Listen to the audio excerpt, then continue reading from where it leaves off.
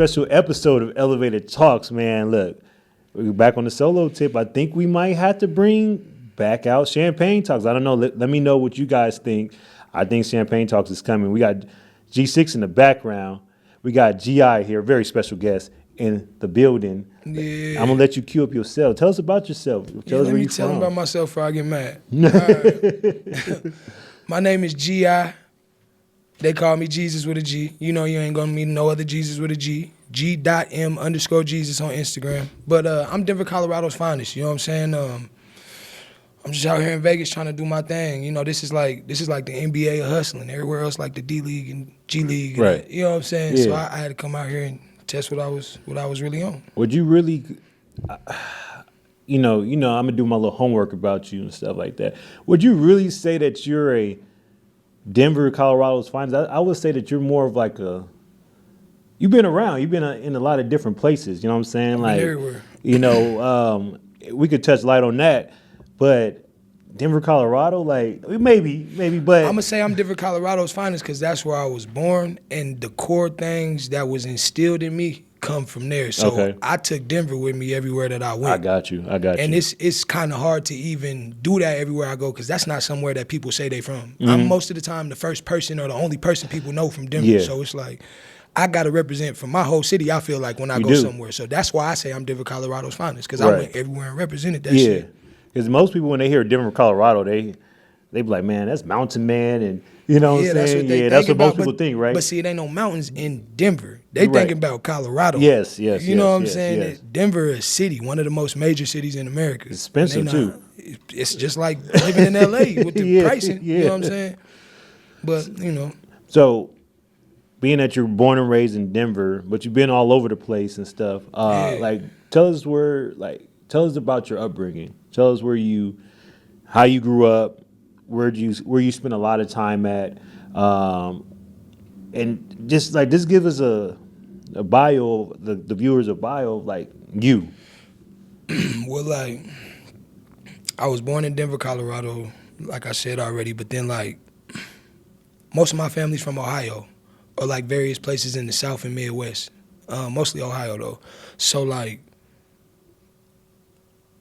it was like a Midwestern upbringing, but I was on the West. Okay. You know what I'm saying? Yeah. So like when I would go to Ohio, I got an Aunt Tibby. She got chickens in her backyard, and she like, you know, if you want, when you hungry, you could go catch one of them chickens and pluck them, and then I cook it for you. Okay. So, but that's not normal in a place like Denver. You feel me? So like, I was kind of cultured already and little stuff like that. Then, some crazy stuff happened in my childhood where my mama was like running from some problems and went to California when I was real young. Okay. So like most of my upbringing as like an adolescent child was like in California, but I was going back and forth to Denver like every break.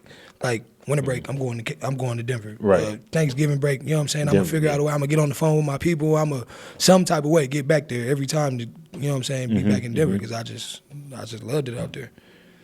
That's different, you know, especially living in what part of California?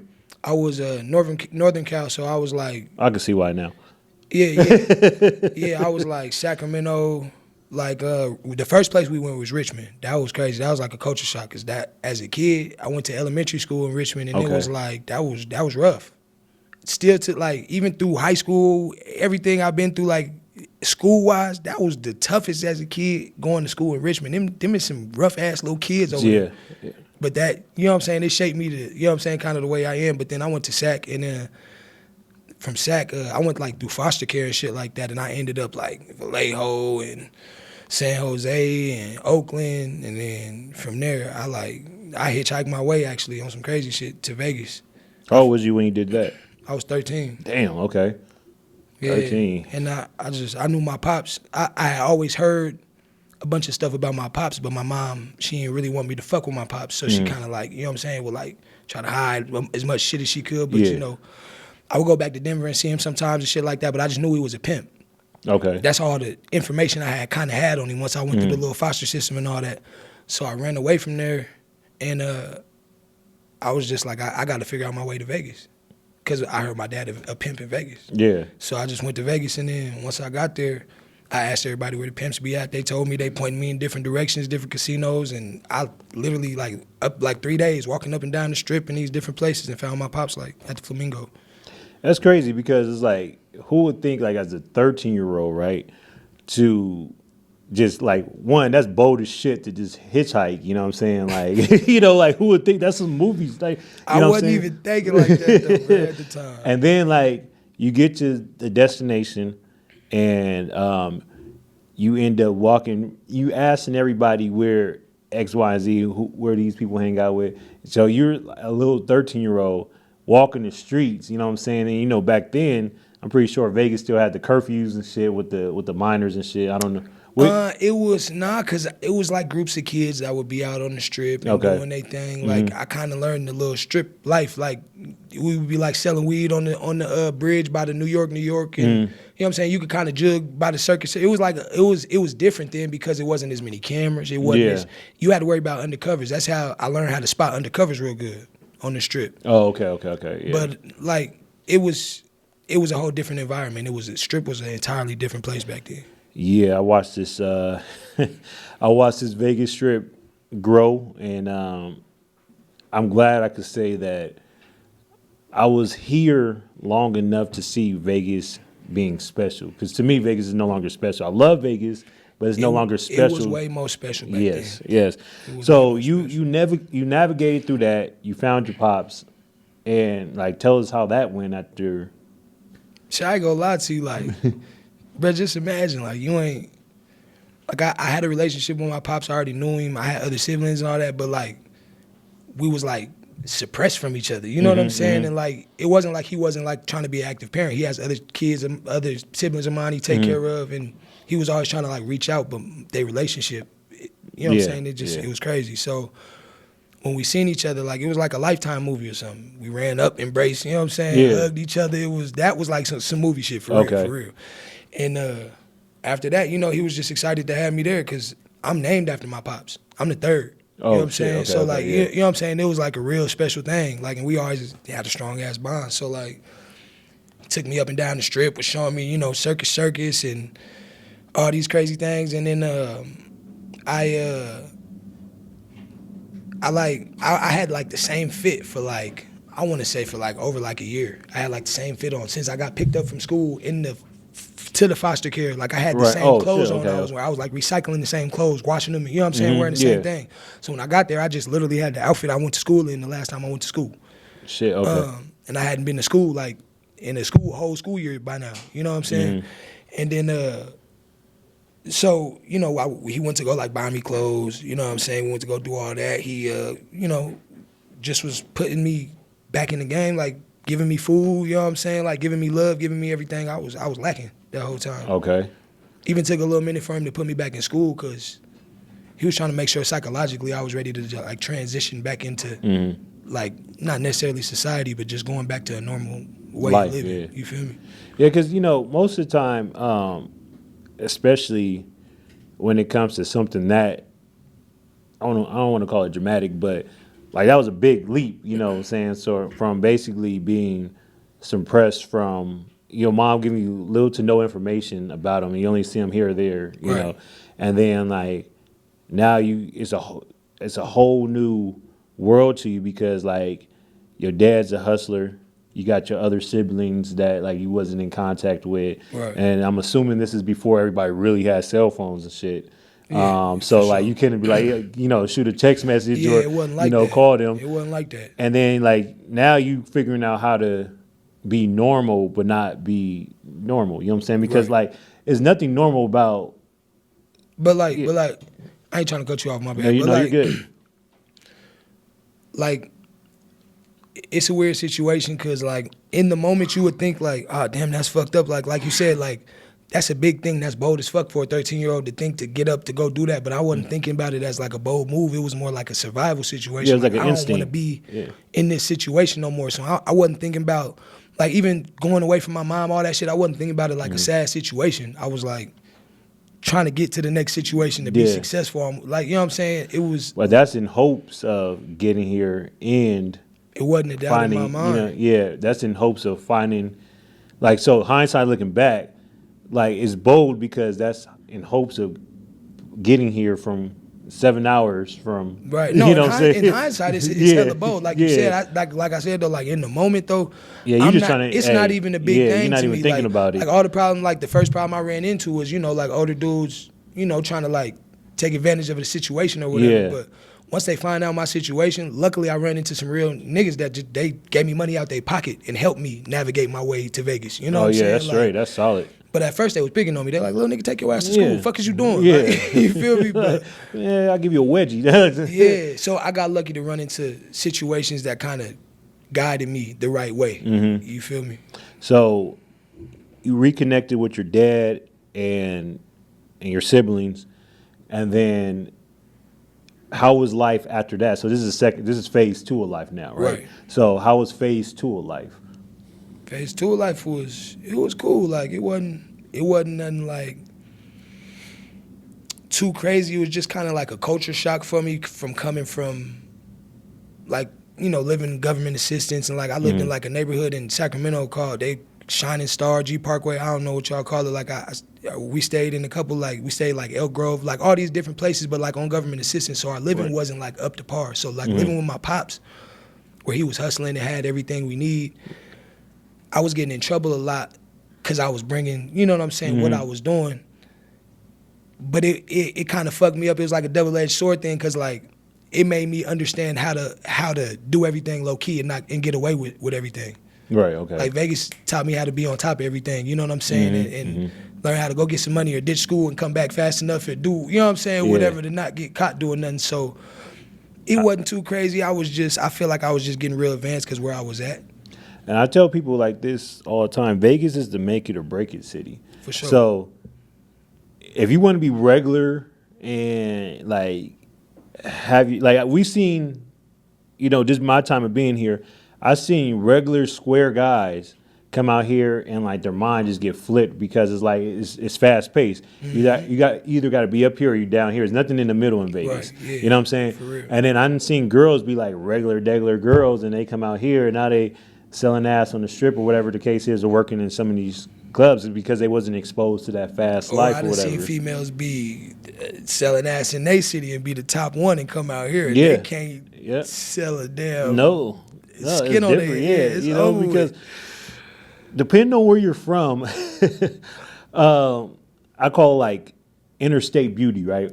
So you could be the top stripper, top prostitute, whatever, and that's in Montana, right? Mm-hmm. But in Vegas, it's like so many women that think fast, and it's so many pretty women. Yeah. I say here, Miami, LA, Vegas is a top 5 state For sure. of Yeah, movers and shakers, and I'm gonna just leave it at that. But movers and shakers, you know what I'm saying? So if you're a mover and shaker, like Vegas is cool for you because you could get your shit off. I mean, especially back in the day. Now it's a little bit different, but if you regular degler and you got somewhat of a good look and you got a little bit of a hustle to you, then you can make it. You can out make here, it, yeah. You know what I'm saying? It really just depends on your ambition. If you lazy or not, at that point, it's gonna break you or make you. But yeah, like my childhood was pretty much that. Like my pops came out here and thrived. You feel me? So like I got to see an example of that, and I got to like. He was like hands on, giving me certain gems without necessarily teaching me how to do illegal shit and shit like that. He was just giving me certain type of gems that was kind of navigating me and helping me through life. Like shit, even before all the crazy shit happened when I left Denver, when I first went to like kindergarten, I remember my pops took me to school. Mm-hmm. And he like got down on his knee, you know what I'm saying, got on my level, looked me in my eyes, and he like, you more special than all of them kids. You see all them? You more special than all them. Like, especially the white kids. They can't even run fast and jump high. But he was like, he was like, you feel me? But it was a small thing, but I never forget it. It like instilled me with the type of confidence and the type of shit that would even let me, you know what I'm saying, travel across the country as a 13-year-old and not feel like I'm going to have harm. You know what I'm saying? Like, I ain't going to be in harm's way. Then so like when we in Vegas, I was just learning so much crazy shit that I was with my pops feeling like it was us against the world, bro. I had my brothers and sisters. It was just, we was thriving, bro. So being that, your pops is a pimp, like what lane did you want to go in? Because like, some people look at like pimping like as a bad like they look at it as like, oh, it's completely bad. Yeah. But like if you really dig deep down inside, like most pimps, they're hustlers. They're natural born hustlers. Right. In today's world, you'll call them entrepreneurs, right? Yeah. And so like, I guess it's like a catch-22. Like two things could be true, right? For sure. Yeah, sure, they do bad, but at the same time, you know what I'm saying? Like in their brain, like it's survival of the fittest. We're hustlers, movers, shakers, shit like that, right? So obviously, that environment, 9 times out of 10, you kind of are what your environment is. So him being a hustler or whatever the case may be, a pimp, whatever, did that make you want to be a pimp, or you know what I'm saying? I mean, of course, it's my dad. I'm named after him. Like, I want to be like my pops. You feel me? But it wasn't necessarily like, like I wasn't like itching to be a pimp. Like, you know what I'm saying? Before I seen my daddy pimping like that, or like got wind, or even like, you know what I'm saying? Before I even knew my dad and pimp and associated that together, I ain't never even think, you know what I'm saying? It wasn't like a natural thing for me to just think that. I wasn't like, you know what I'm saying? They wasn't that. But his dad actually was like an athlete though. His pops was like he was like one of the, I think the first black dude to play in the professional basketball and play in the NFL. It was back when it was the ABA though. Okay, he played for the Denver Rockets and the Denver Broncos at the same time. Okay, yeah, so you know what I'm saying? And like broke the color barrier at his college and all type of shit, but he did it with sports. So I looked at that, and my pops always highlighted that, because I don't think he wanted to highlight himself being a pimp and want his kids to want to be a pimp. So he always highlighted that. So I always wanted to be an athlete growing up. And that resonated with me the most. You know what I'm saying? So I was just playing hella sports and doing my thing in that area. But I was learning little shit like, how to do certain things to get my lunch money and get whatever I need, my tennis shoes or my whatever from girls or whatever from my pops. And then from that, it snowballed, It's kind of funny. We just talked about that off camera. Like, it's back when we're around the same age or whatever. Back when we were growing up, like, there's plenty of different hustles that you could have that, you could still go to school and nobody would know your other little hustle. Like, you had the weed, candy, CDs, DVD, you know what I'm saying? Right. Some girls, they would just, they get their money and then others take care of you type deal, you know what I'm saying? Right. So it was so many different ways to maneuver, and it was less cameras, so it was a little bit easier. You didn't have everybody filming everything. Man, it was cameras in the school easier, like that. Bro. I remember when I was a teenager, I was still in high school when I learned like the internet and all that. Before Backpage, they had something called Redbook. Like I remember yeah. That's what I'm saying. Like I remember it was so different back then, bro. Like getting somebody mama to pay you was easier because like you can't like look on Instagrams and see everybody's resumes. So I might be able to act like I'm the biggest pimp in the world and say the right thing and do the right thing. And now it's like everything is so like at your fingertips. Like you know what I'm saying? You wouldn't be able to even get off that play. Like I got it off when I was 16. You feel me? Like, yeah, that's what kind of taught me like really how to maneuver. Like I grew up around women. I always loved women, but that's what really taught me how to maneuver with women. Is like, I had this chick, she was a little bit older or whatever, excuse me. And then, this is before, this is even really before MySpace was popping. You know what I'm saying? Like, I guess this is a Black Planet. You know what I'm saying? Oh yeah, that's before me. So that's before me. Bro. Yeah, that's space. Yeah, I had this before. I don't even think I had a cell phone at that time. You know what I'm saying? And and like this is coming off the two ways. So yeah, you coming AOL. Yeah, so messenger. We had the Black Planet, and she was a little bit older than me. She already had her own place or whatever, and like. It made me want to hustle more and do what I did. You know what I'm saying? I ain't going to say what I did on camera, but it made me want to do, because I was all about football. Like, I was football on track, right? And, I did music, DJing and stuff on the side, whatever. You can run fast, nigga? Huh? You can run fast, nigga? I could, not now. He's old. But when I was in high school and a little bit after you, for sure. Yeah, okay. I was 100 meters was my shit. Yeah, nah, man, you might beat me. These knees ain't the same. I think once you get it, like, once you get over a little bit over 30, if you know, like I had a lot of combat. I just put it like that, you know what I'm saying? Yeah, And no, so no, you're right. I wake it's up mileage. like, God damn. It's mileage on them knees for sure. Yeah, and I gave it up early enough to still be able to. so me, like I played sports until like I was 24, and I played after high school. I played. I went to junior college for a little bit. Then I played. They call it semi-pro. I call it. Now they call it 37U. Like all the memes call it 37U, whatever. I did that, and then I played arena football. And I'm like, man, I'm making more money doing all the other shit that I'm doing. Like this little game check ain't shit. Like you know what I'm saying? Like you know what? I just had a baby. I'm retired. I'm going back to all the pool parties, hustling, doing that, whatever. Yeah. Ever since then it's been retired. But yeah, you know, like women always kind of taught me different shit, you know, and I think that's how I maneuver through life is because like I learned a lot of shit from women. Well, what happened to the older woman?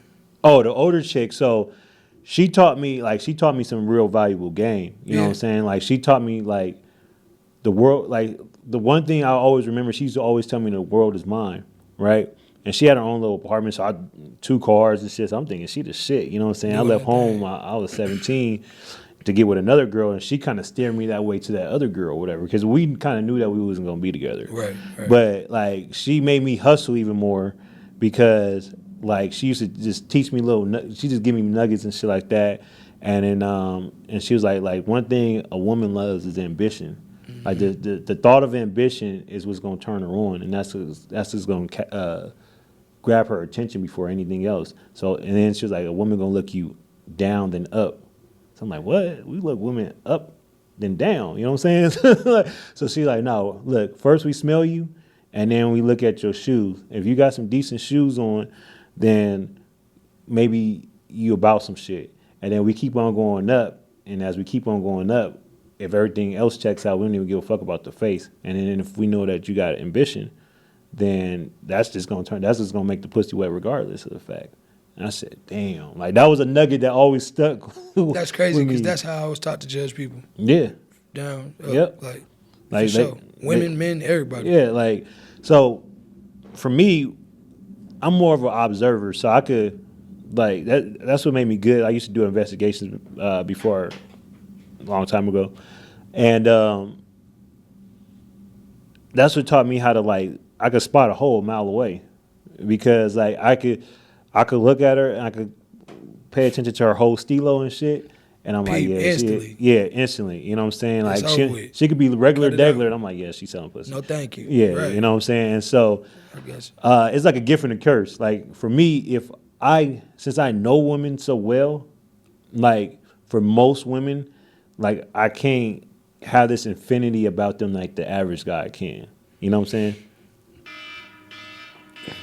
My bad, brother. That's my ringtone. I can't miss a call. You good. That's money calling. Yeah. My bad, though. I'm gonna turn it on silent when the call over. But, you good.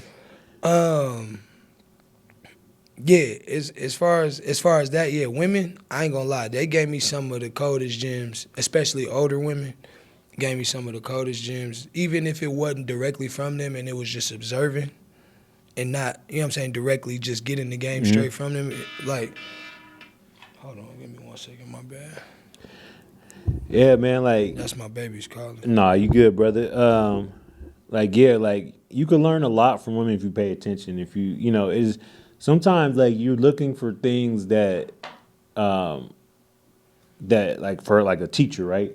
But most of the time they teach you things without even saying shit. You know what I'm saying? You know, so yeah, I definitely was looking for somebody to teach me. I mean, when I was real young, like I was like right before that little foster care shit, I was like 11.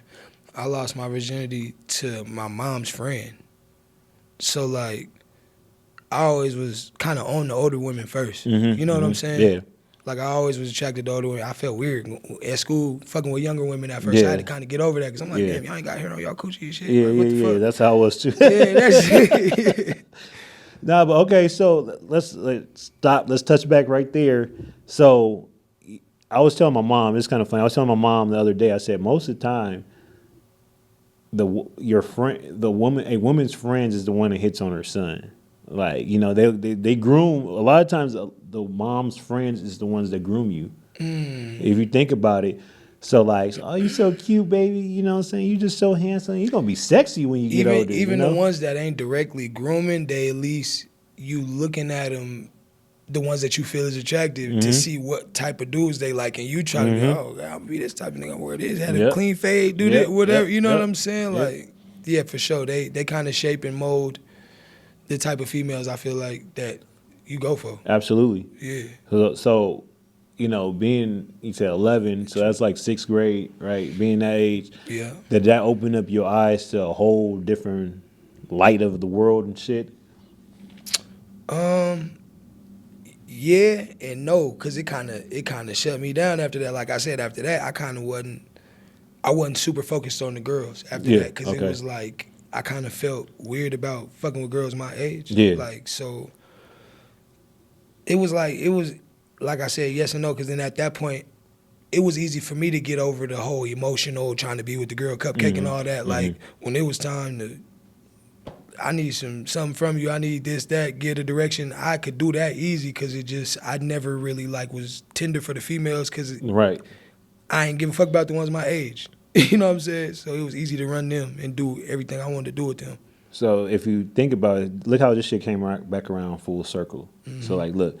So your mom's friend, you know, you smashed your mom's friend, right? Or she smashed you. For lack of better term. Yeah. So, you know, and so it gave you that wherewithal, like early on in life, right? Right. So then full circle comes back around, you meet your dad. Like you really start living with your dad. Right. I mean, and, you know, he's a P. Right. Granted, he might not be telling you full-fledged that he's a P, but you see how that shit came back around full circle, No, though? for sure. No, what's even crazier, though, like, it don't even go that far from that circle as you even think, because it's like my pops, bottom bitch, was my mama best friend in high school.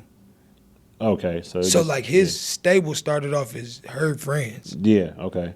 Even crazier. So Yeah, that's the whole crazy reason shit. she left and went to Cali in the first place. You feel me? Okay. It makes sense now. Yeah, like, and then he got his game. He ain't no, it wasn't, Colorado not a place where pimps come from. You feel me? So like, and he's originally from Jersey, but he came out there when he was real young, when he was a teenager. So like, he met an older female that kind of gave him his game.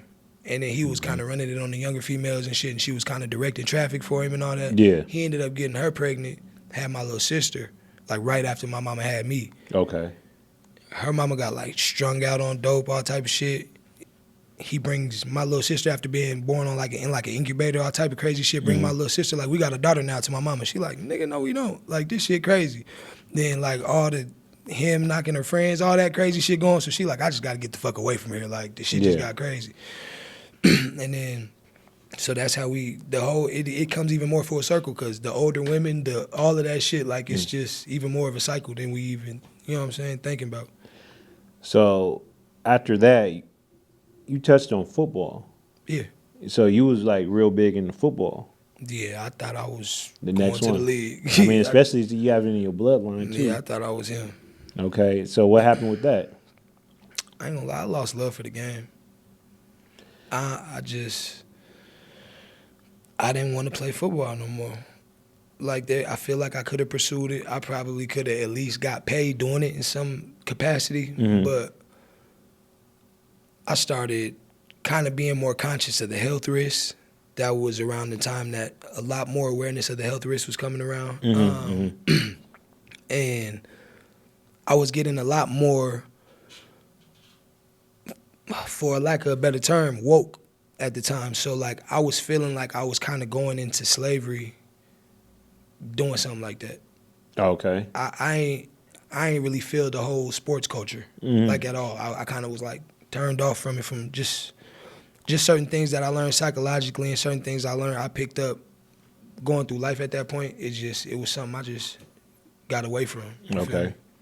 And then after you lost the love of football, like, what was next? Like, what was your next thing? Well, I was like most niggas.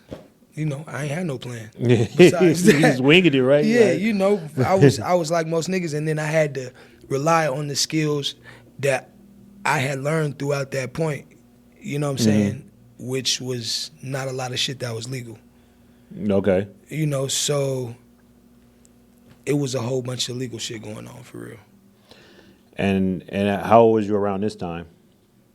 I stopped messing with the sports around like, I want to say like 17, 18. Okay. You know what I'm saying? I still tried to play in high school a little bit, like, that shit was over with. Yeah. And so then you got done with the sports shit. Because we're going to touch on the music next, but... And then you got into, like, hustling, right? Yeah. Okay. And hustling, where did that get you to the point... We're going to fast forward a little bit. You was hustling, and then where did that get you to a certain point where you like, oh, I got to slow it down, or whatever the case may be? The first time I got locked up, like, I ain't go to the pen or nothing, but I got locked up in a hustling situation, and I had some dope on me. Mm-hmm. And I was trying to play ball in college at that time. I lost NCAA eligibility and all that over the dope. But I was already one for them. I ain't give a fuck anyway. But Yeah. in my mind, being raised by somebody I seen and heard and understood their resume in the streets and knew the stature he had in the streets and wasn't getting caught, and he always taught me, you know, you're not a good criminal if you're going to jail.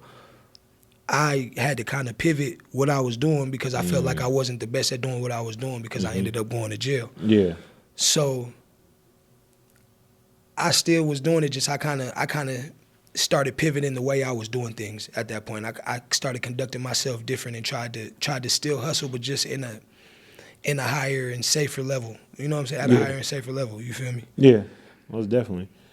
And then when did you really start getting into the music? Like, was it early on in life, or was it always something? Yeah, I always loved music, and I always could rap. Niggas would make a circle, you know what I'm saying, and rap. Like, even when I was a kid, I'd be the only kid that could actually, you know what I'm saying, rap on beat or do, you know what I'm saying, something. So I always was into the music because my mama's dad, my granddaddy is Roger Trotman. So, you know what I'm saying, he was always teaching me, you know what I'm saying, something, or I was always around music. So was you close with him? I was super close with him. Okay. So that's I was hella close with him. Yeah, okay. For sure.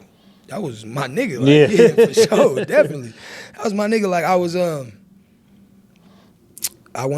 think I was his first grandson.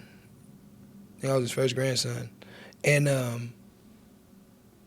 it was just from there,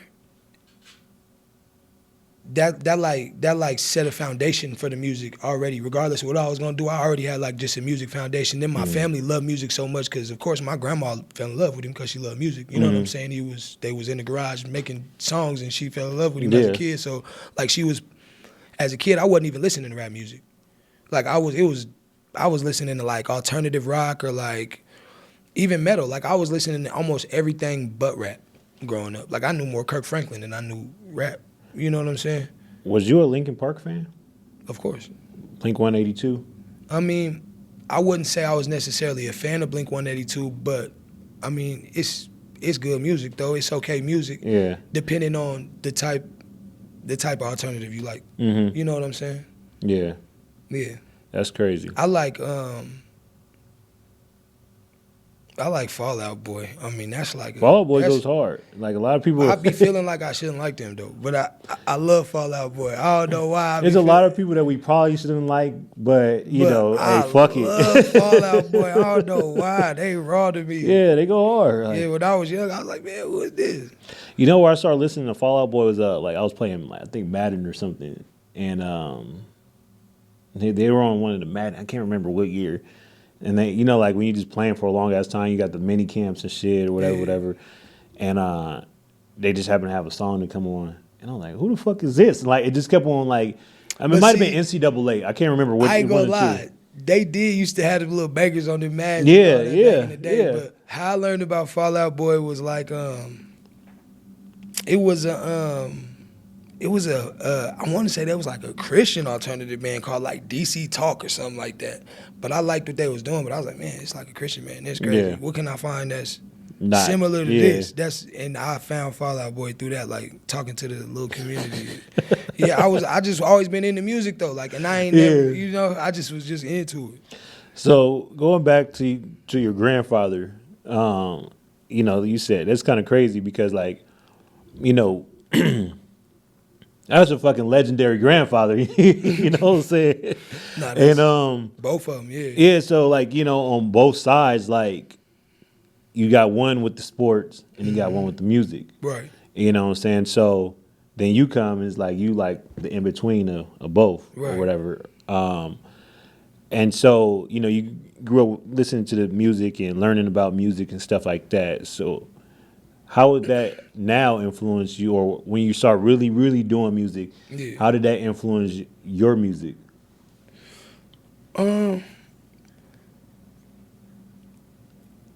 It made it to where I wanted to for sure sound good. So I put myself through my own like developmental stage, you know what I'm saying, process, and I studied music like real hard. Once I was like, okay, I'm gonna try to like make a song, like, cause I never really thought of it as like a career or nothing. But once I was like, okay, I can make a song. How can I make a song? And once I really like put my mind to it, I like sat there for like a couple months and figured out how to structure songs and the proper way to, you know what I'm saying? I had already kind of learned chorus and bridge and stuff like that. And I'm like, okay, how you put the 16, how you count the bars. I wanted to really learn the intricacies of rap because that's what I was interested in. You feel me? So I just really, I like really like put myself in a box to make sure I made songs the correct way every single time first. Yeah, so you're like a perfectionist. Type shit, yeah. So it made me want to sound really good because I already had an example of what good music's supposed to sound like. For the viewers, this sort of viewer's sake, what would you say that your style of rap, like, what would you kind of compare, like, your, because there's so many subgenres in rap, R&B, and all that stuff. What would you kind of say your style would be kind of like? I say,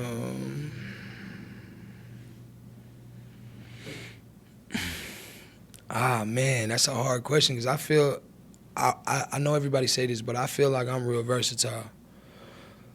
Like my main sound, the sound that I like the most, what I can compare it to probably is like a modern day, like a Mac Dre, Ludacris, and Too Short. So you pulling your Bay Area influence is kind of like, Mac Dre was my first favorite rapper. Yeah, Mac Dre. For sure. It's kind of funny. Yeah. I heard about Mac Dre, I want to say like 02, 03. Yeah, and that was around. And like, I grew up in Southern California.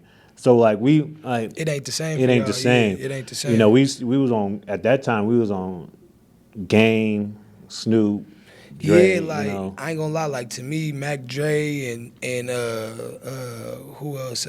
Keek the Sneak, CML. That was back when you know who CML is, Cash Money Lab. That was back when Lavish. He was calling himself Lavish D. I thought he was the most famous, biggest rapper ever, bro. Yeah, I thought he was the biggest nigga ever, bro. Still to this day, he one of my favorites just cause like how I felt about him as a kid. You feel me? But Messy Mars, Looney, what's his name? Brother Lynch, T Nutty, what's his name? Yeah, T Nutty, man. There's so many people, man. Speaking of the Bay, you know which one? Like I used to like really have a lot of like subs in my truck when I was growing up, like 18, 19 or whatever, right? And drew down Pimp of the Year. Oh yeah. That shit used to go so fucking hard. Come on, that used to be like one of my favorite. That used to be like one of my favorite fucking songs. Yeah, I was a big 40 fan, but like I wasn't a big Keek the Sneak fan because like at the time I'd be like, I can't understand what the fuck he's saying. Like it just sounded like he just jibber jabbering on the fucking, But then when I got older, I'm like, oh, his shit's okay. You know what I'm saying? And like with me, music is like feeling. You know what I'm saying? So like with Keek, probably because of where I was at in Northern California, I felt him. You know what I'm saying? Like you said, I probably couldn't understand everything all the way, and then I'm one of them people with a unique voice. So like I kind of fucked with it because he had a scratchy voice like me. Yeah, you know what I'm saying? I can see that. Yeah, when I was growing up, I did not fuck with none of the. I did not fuck with a lot of Bay Area people. You know what I'm saying? I thought it couldn't get no better than that. I had it's like four. Like I mean, Too Short, but at that time, Too Short was like international now. I mean, like worldwide, like because he was living in Atlanta at one point. Yeah, I feel you. It's not the same because he was more commercial. Yeah, I get what you're saying. E40 for sure. But see, at that time too, though, like I loved the Hot Boys.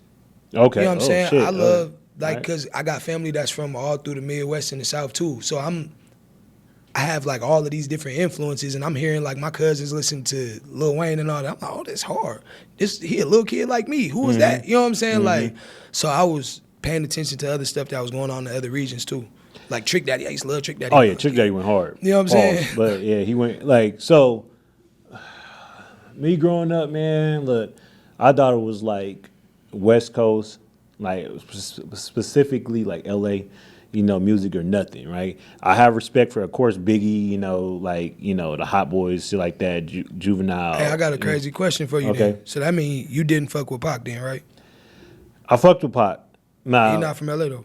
No, he's not. And some people, they might get it fucked up. Like Pac is not really from nowhere, really, because like he grew up on the East Coast and then he moved to the Bay. He definitely from somewhere. Yeah, then he moved to the Bay, and then like his later parts of like his last 3-4 years, that's when he was really in L.A. So, but majority of his life, he was either on the East Coast or he was in the Bay, in Oakland. So, I was a big Pac fan. I mean, he is what represented the West Coast to me, because knowing that at the time when I was a youngster, knowing that he, was fucking around with the Bay, and then he moved to L.A. And was making music after he got out of jail with Death Row and all them and shit, whatever. Yeah. And so, and then when I got older, like when I really started getting into music even more, because like I really started DJing. Like when I really started honing into like DJing and shit, I started realizing, to me, this is personal opinion for fucking the viewers, all right? I like East Coast music more than West Coast music. You know what I'm saying? Like I was listening to, at the time like one of my favorite groups is Tribe Called Quest, right? But I was like Biggie, to me, Biggie is a better rapper than Pac. Pac is a better artist than Biggie. Bro, anybody who say Pac a better rapper than Biggie just likes a certain type of rap. Just like I used to have a lot of debates about that. My gauge on somebody's rap skill, because it's a lot of semantics that could go into that. You know what I'm saying? Because music is subjective. It's art. You feel me? So my thing is, do you want to listen to him rap without a beat at all playing? I don't want to listen to Pac rap without a beat. Nah. I for sure listen to Biggie rap without a beat. Because so that right there is going to tell you just leave artistry out of it. Just rapping, period. Biggie a better rapper. Absolutely. Pac make way better songs than Biggie. Absolutely. Though. Now, Pac is probably one of the greatest artists ever, but as far as rap skill, he definitely not the best. Yes. But I mean, he get his respect because he Pac. You feel me? I mean, and then I really like, one of my favorite albums is fucking Paid in Full by fucking Rakim. So, I go back to then and, Wu-Tang. Like, I used to get into debates because I'm like, I feel that, don't get me wrong, NWA had a big cultural influence and an impact on music, but I felt that Wu-Tang and Tribe Called Quest was better than NWA. That was my skill-wise? Skill-wise. That's impossible. But that's not possible. This is not possible. But I get what you're saying. At their time, when they was hot, they probably was better than what they was at their time. So when they I'm was going hot. off of, because you can't compare it like that, because that's like comparing like basketball or something like that. Because so at the time everybody get better. When I used to have these debates, I used to say, okay, if we break down NWA, right? Yeah. Q was a writer, right? Yeah. Q could spit. Probably the greatest writer in hip hop history. Q to me is music history. One of the best hip hop artists. Like he's underrated too. You know what I'm saying? One of the greatest writers in music history. Yes, like if you go listen to his albums, probably like, movie history too. Shit. Yeah, no fact. You fuck around. And if you go listen to half his albums, like you'll see like why his pen is so. You know what I mean? Yeah. And then you got Eazy-E. Eazy-E was he wasn't a rapper. He wasn't supposed to be a rapper. You know what I'm saying? But I respect Eazy-E. I respect Eazy-E's rapping, but his rapping ability, if I was like, I used to do like this. If I was to put him against anybody in Tribe or anybody in Wu-Tang, to me, and or anybody in I used to be big fans of fucking Jada Kiss, Styles P and all them shit. So Yeah, if you them niggas raw. yeah, so if you But I ain't gonna lie, that's not fair to compare Jada and them with. I don't that think was like it's. his sons in reality because they came after. Do you know what I'm saying? I was like, But that ain't even fair because they just gonna wipe the floor with all them. Yeah, That ain't even fair. that used to be my debate still. Like I was a big But Tribe okay, Called so Quest look, fan. so my take on something like that though is, like for me, like I said, music is like more feeling and like entertaining. So like, who can entertain me more? I think Eazy-E could entertain me more than anybody in Tribe Called Quest. So to me, Oh, that's a fact. That's so a fact. to me that That's a makes him fact. better. Yeah, Period. that he's more entertaining. But then like I start getting But nerdy and that's what bars the and music shit is like about. that. Yeah, What's gonna sell more tickets? The lyrics or the entertainment? that is very true. Clearly, it's definitely It's not definitely the the lyrics. entertainment. Yeah, For it's sure, it ain't the definitely lyrics. because there's a lot of people that should be up here, but they're not entertainers. It just depend on like how you, like I said, music is subjective. So it depends on how you looking at it. So like if I'm looking at entertainment value, or if I'm looking at continuity in the music, or if I'm looking at, you know what I'm saying, making the most money out of it, yielding the most that I could get out of it. Like it's two sides of it. Yeah. So if I'm looking at it that way, it's easy. If I'm looking at it with the integrity of hip hop, I'm looking at it Oh the yeah, same for way as sure. you. Like NWA, they gonna like I said, their cultural impact, their impact in music. That's what to me that's really set them out the bar. Because if you break them down individually, like you said, Eazy-E, it's pure entertainment. Like he's gonna put ass in seats. Right. And then you got Dre, which Dre, let's take away the production side of Dre, right? Just in album wise. I ain't gonna lie, you take Dre production side away, we not even talking about Dre. I don't know because he never had a bad album. He only had resources and backing for an album because of his other abilities, though. I can agree with you on that. So if without that, we would have been looking at what's his name, Yella. Nobody talks about Yo. Let's be honest. That's what I'm saying. Yeah. That's what we would have been. That would have been Yeah. Dr. Dre because what do you bring? What do you contribute to hip hop at that point? Yeah. You know what I'm saying? So. And no disrespect to Yella because No, there's he no could disrespect at all. contribute more than I understand it. And school me if I'm wrong. No, But he I'm has, but nobody's gonna just say anything about Yellow because he's not those three that we just named. You know what I'm saying? Yeah. So when it comes down to music, you're right because entertainment puts ass in seats and they will get you on the charts and shit like that or whatever. And they give you your replayability. Right. I'm a nerd, so I have this infinity where when I start learning more about music, the fucking East Coast just captivated me. I'm like, oh shit, they got all these motherfuckers. I'm not even just talking about like New York, Jersey, Philly. Yeah. You know what I'm saying? And then I'm like, all right, I gotta put West Coast second, then I'll put South. You know what I'm saying? So you went from LA everything only. Yeah, until I got older, a little bit more mature. To tertiary. Now Yeah, on the back burner. Because then I started listening to a lot of like Jay-Z, Jada Kiss. If you looking at it, if you looking at it on a intricate hip hop level, yeah, West Coast is definitely not gonna be at the top of the list. But I mean, West Coast got their own little like wave. You know what I'm saying? West Coast is nostalgic because West Coast is like the first. Boom. The first is get you to dance. While rapping, exactly. It gets so you to really like. You can never count Cali you can never count West Coast shit out because it's gonna get motherfuckers dancing all the time. Like it's gonna get them dancing. It's just not the most intricate music unless you're talking about the beats. Now, Yeah. West Coast beats is probably some of the most intricate shit ever. Yes, because if you go back and listen to a lot of East Coast beats, they all sound the same. Period. Yeah, That shit is trash. And but in the then South, they putting all the work into the music, into the music sonically besides the beat. You know what I'm saying? Mm-hmm. And it's crazy. Yeah, it's night and day with that. I think the West Coast is what really got the women really loving hip hop music. If you think about it, I think. I mean, outside of LL Atlanta, and shit, and I think Atlanta probably got or maybe South Florida. I say the South got them shaking more ass. Like when you go to like I think it got them more involved in hip hop. Period. Because I feel like more women broke in hip hop out that way, shit like that. Yeah. Like at a higher clip. You feel me? Or like was more embraced too.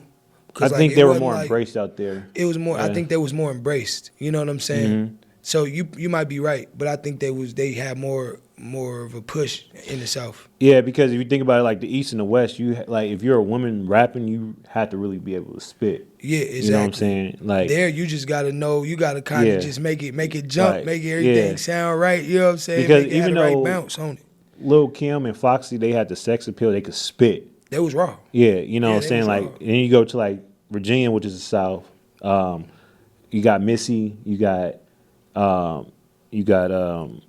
Trina. You got out of Florida. You got all these women rappers out of Atlanta and stuff like that. They're the ones that make you know what I'm saying, they broke through. But that was then though. Now they got them everywhere though. They got she not the newest, but I feel like she influenced the whole female wave that's all right now. Lola Monroe, she out of like Baltimore.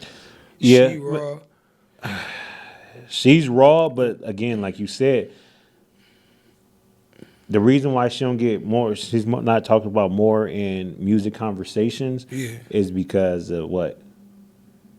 Because I don't know what, like appeal marketing, management. The appeal and marketing. Yeah, that's what it seemed like to me. Yeah, because like if you want to put her like rapping, like in presence, like she's a top 10 female rapper. What for so? But if you like it's like Amani Caesar, like out of she's with Buffalo and up in there with West Side Gun and all them, right? Okay. Like she could rap her ass off, but I mean she's more gritty. You know what I'm saying? Same thing with Rhapsody and Rod Digger and all them. That come with the right type of management and team behind you. Because Billie Eilish did it with Sweatsuits on.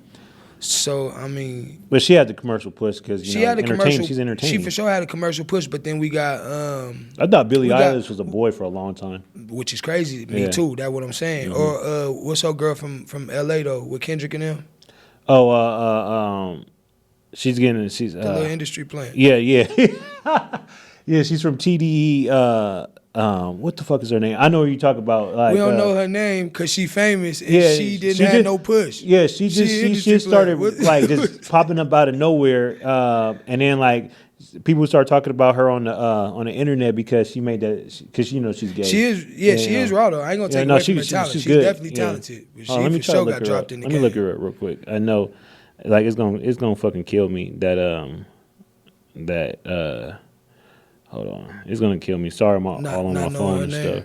But because I was just talking about her, like, because like my boy was like, she's an industry plant. I'm like, yeah, but define the industry plant so I could have this conversation with you a little bit more.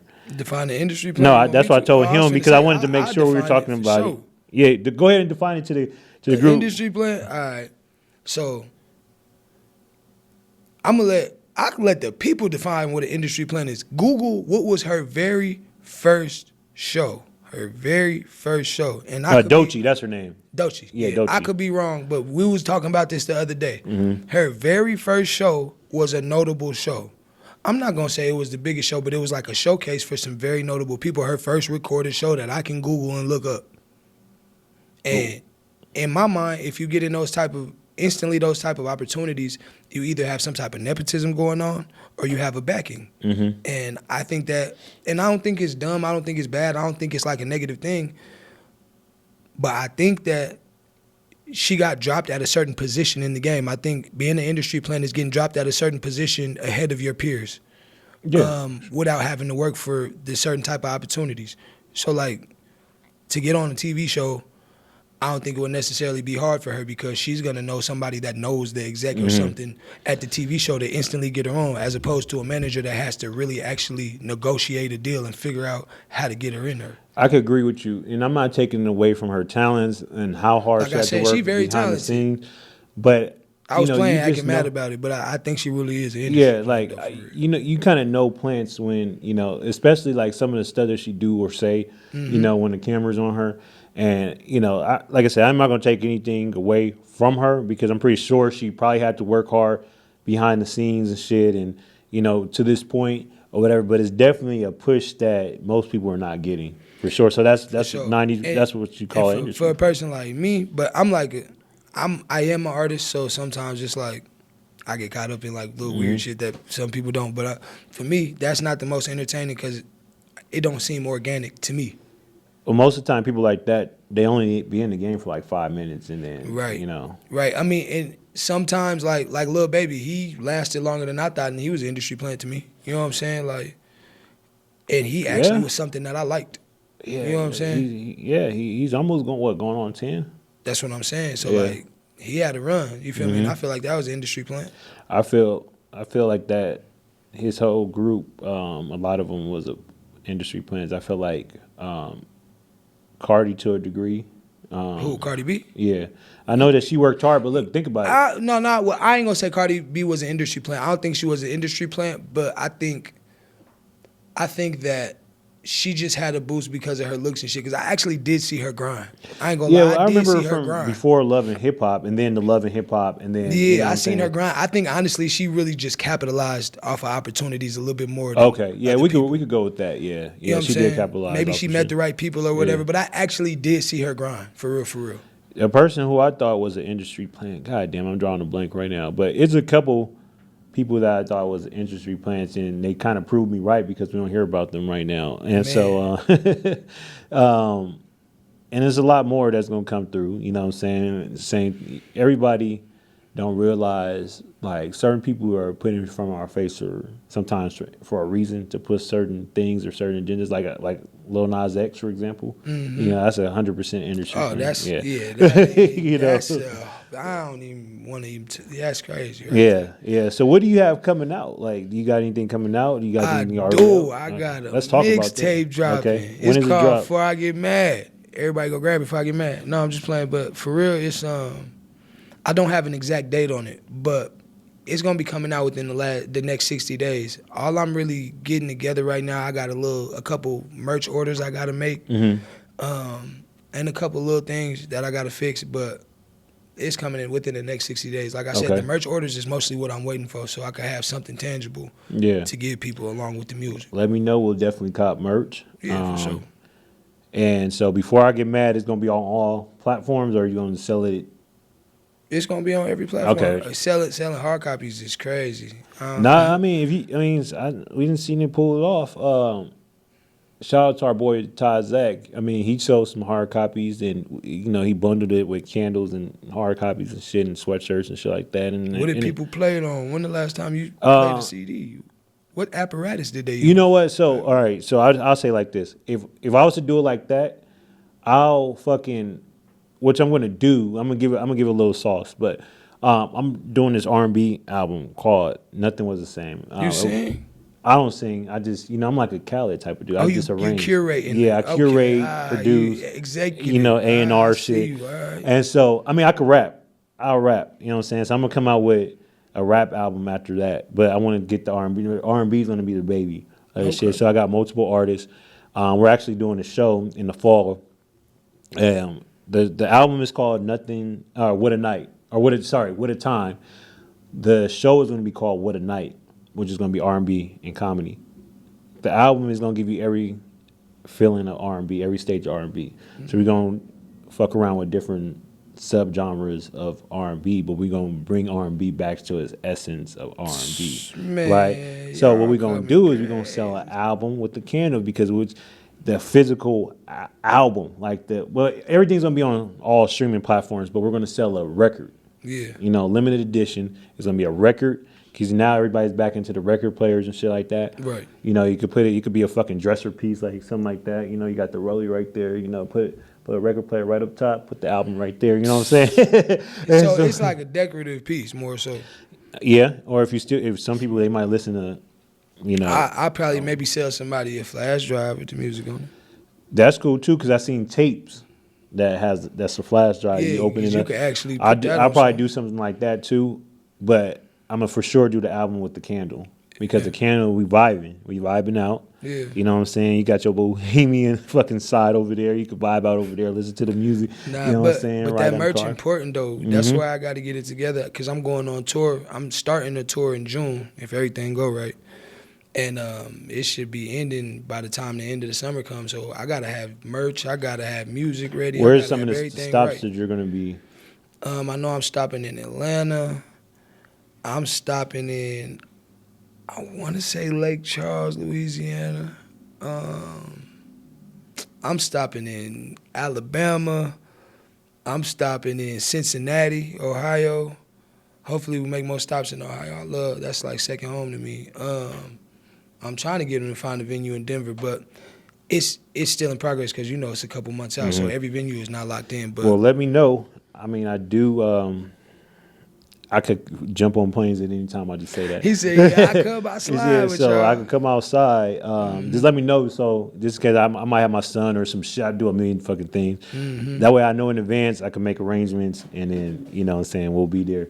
You know what I'm saying, I'll probably bring my team with me and shit like that. So yeah. Let me know. We'll support. Let me know when the merch too. I was about to say I got you. I just got to talk to the little promo teams and all that, and then shit. I'm up 24/7. If you know, you could probably. I'm pretty sure G would tell me, somebody, whoever. As long as I know, we'll be there. I'll just say it like that. Yeah. You know what I'm saying? Especially the merch too. We gonna cause some merch. I got you for you sure. And I'm gonna make sure this is one of my first stops. And make sure you keep your promise. Remember you said you was gonna buy some merch. Yep. Yeah, I'm gonna make sure I bring everything up here. Just pull up on me. My boy Isaiah, they pulled up on me with some merch and they was doing their merch. My boy Freak Thinker, Tweez, shout out to Tweez. My boy Benji, you know, he does music too. Y'all gotta get y'all together because I think y'all have a good sound together. Tap me in with him. Ty Zach, I like to support everybody merch and shit. You know what I'm saying? Shout out to all those people that's what I too. do. This my partner shit right here. I only pretty much wear my homeboy shit. This is Cuddy Nasty. It's my boy D Kirk, man. Tap in with him. Cuddy Nasty on Instagram. D Kirk with 3 eyes.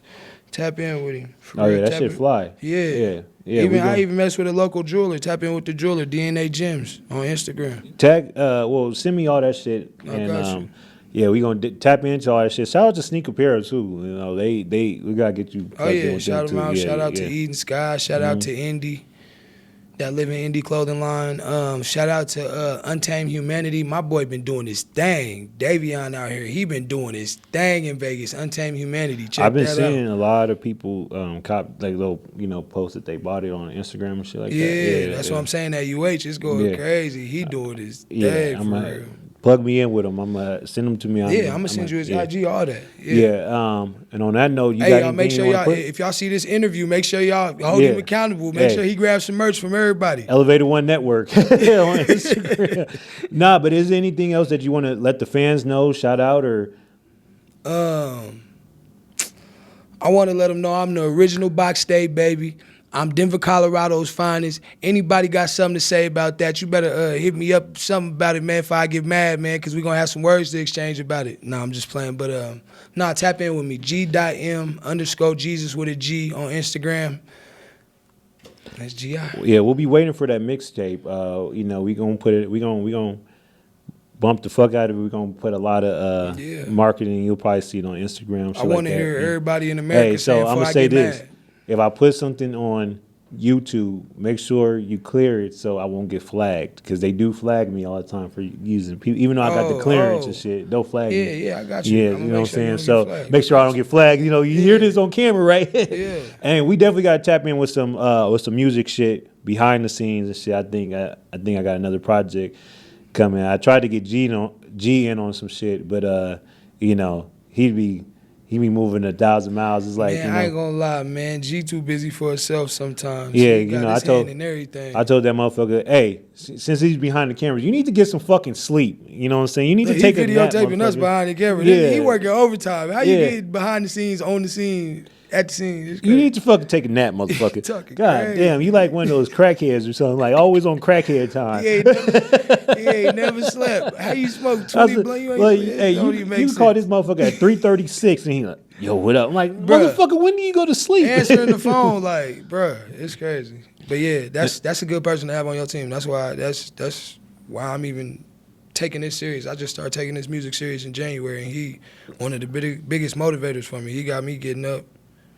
Doing everything every day. Keep on taking this shit serious, man, because like you got a lot to show the world, and you got a lot of people have to hear this shit.